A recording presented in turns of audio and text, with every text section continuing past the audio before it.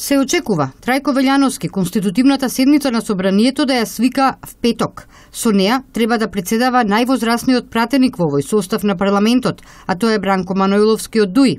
Чичаковски соопшти дека Државната изборна комисија в среда до собранието ќе ги достави уверенијата за избраните пратеници, заедно со извештајот за спроведените избори.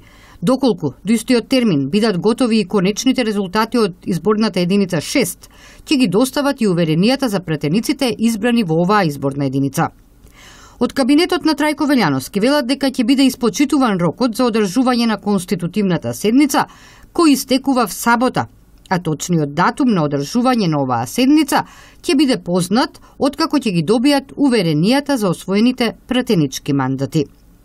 И покрај прегласувањето, мандатите на политичките партии остануваат непроменети. ВМРО ДПМН имаат 51 пратеничко место, СДСМ 49, ДУИ 10, Движењето БЕСА 5, Алијансата на албанците 3 и ДПА 2 мандати.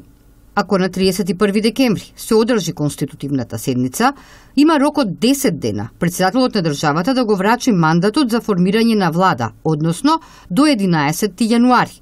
Мандатарот пак има рок од 20 дена во собранието да ја предложи новата влада.